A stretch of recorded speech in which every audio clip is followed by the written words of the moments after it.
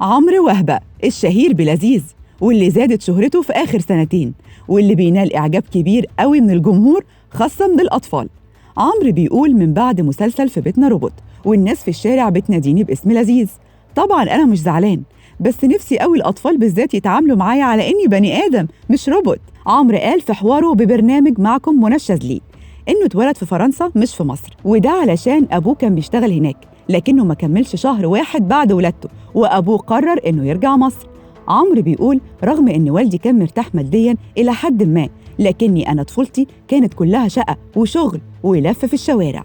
أبويا كان دخله معقول بس أنا كانت طموحاتي أكبر من كده.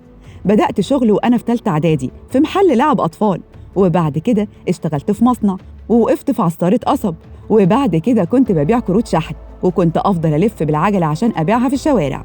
عمرو بيقول أنا كنت بجيب لبس لنفسي، ووالدي ووالدتي ما كانوش بيشيلوا همي خالص. ورغم كده في الثانوية العامة نجحت بمجموع كبير وطلعت الرابع على مستوى بورسعيد. شاطر يا عمرو والله، يا ريت كل الشباب يعملوا زيك.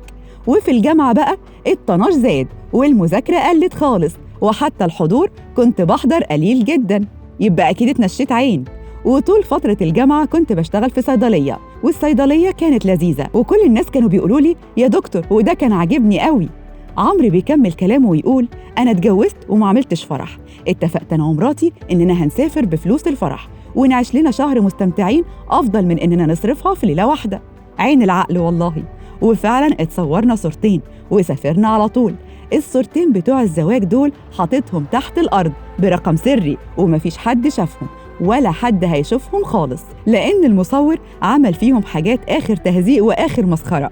عمرو بيقول اتجوزنا في 2010، يعني من 13 سنة. ما شاء الله.